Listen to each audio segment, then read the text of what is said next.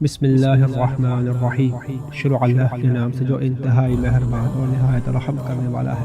حضرت عامر بن جموح رسول کریم صلی اللہ علیہ وآلہ وسلم کے ایک عمر رسیدہ صحابی تھے۔ وہ فتح مکہ کے بعد اسلام لائے تھے۔ وہ ایک ٹانگ میں معذوری ہونے کی وجہ سے صحیح نہیں چل سکتے تھے۔ ان کے 4 جوان بیٹے جنگ احد میں رسول اکرم صلی اللہ علیہ وآلہ وسلم کے ساتھ شریک تھے۔ عامر بن جموح نے بھی جنگ احد میں شریک ہونے کا ارادہ کیا۔ لوگوں نے اس سے کہا، تمہارے 4 جوان بیٹے اس جنگ میں شرکت کر رہے ہیں، تم ایک معذور شخص ہو، تمہیں جنگ میں نہیں جانا چاہیے۔ عامر بن جموح نے کہا، یہ کیسے ممکن ہے کہ میرے بیٹے تو جنت میں جائیں اور میں گھر میں بیٹھا رہوں؟ یہ کہہ کر اسلام کا یہ جانثار اپنے گھر سے نکلا اور دعا کے لیے اپنے ہاتھ بلند کر کے کہا، اے میرے پروردگار، اب مجھے گھر جانا نصیب نہ ہو۔ جب عامر بن جموح بارگاہ رسالت میں حاضر ہوئے تو رسول اکرم صلی اللہ علیہ وآلہ وسلم نے فرمایا، تم معذور ہو، تم پر جہاد واجب نہیں ہے۔ عامر بن جموح نے کہا، یا رسول اللہ، میں اسی لنگڑے پاؤں کے ساتھ جنت میں جانا چاہتا ہوں۔ پھر عامر بن جموح آپ سے اجازت لے کر میدان جنگ میں گئے اور شہید ہو گئے۔ پھر ان کا بیٹا خلاد شہید ہوا۔ پھر ان کے برادر نسبتی عبداللہ بن عامر شہید ہوئے۔ یہ عبداللہ مشہور صحابی حضرت جابر بن عبداللہ انصاری کے والد ہیں۔ جب جنگ احد ختم ہو گئی تو عامر بن جموح کی زوجہ ہند میدان میں آئی اور اپنے بھائی اور اپنے شوہر اور اپنے بیٹے کی لاشوں کو ایک اونٹ پر لادا اور تینوں لاشیں لیے ہوئے مدینہ کی طرف روانہ ہوئی۔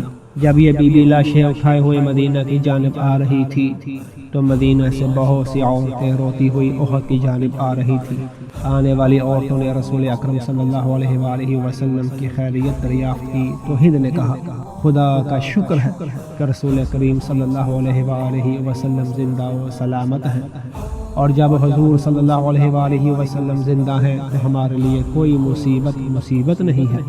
عورتوں نے ہند سے پوچھا کہ اونٹ پر کیا ہے؟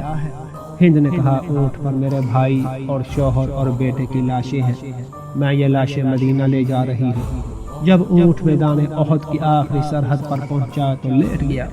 ہند نے اسے ہر ممکن طریقہ سے اٹھانے کی کوشش کی لیکن اونٹ بالکل نہ اٹھا۔ جب اونٹ کا رخ تبدیل کر کے احد کی طرف کیا جاتا تو اونٹ میدان احد کی طرف بھاگنے لگتا تھا، اور جب مدینہ کی طرف اونٹ کا رخ کیا جاتا تو وہ احد کی سرحد پر لیٹ جاتا تھا اور آگے کی طرف حرکت نہ کرتا۔ یہ معاملہ رسول خدا صلی اللہ علیہ وآلہ وسلم کی خدمت میں پیش کیا گیا۔ آپ صلی اللہ علیہ وآلہ وسلم نے ہند سے فرمایا کہ اونٹ امر خدا کی تعمیل کر رہا ہے، اور اس کے ساتھ ہی آپ نے ہند سے پوچھا، تیرے شوہر نے گھر سے روانہ ہوتے وقت کیا کہا تھا؟ ہند نے عرض کی، مولا، میرے شوہر نے اللہ کی بارگاہ میں درخواست کی تھی کہ مجھے دوبارہ مدینہ نہ لانا اور مجھے شہادت عطا فرمانا۔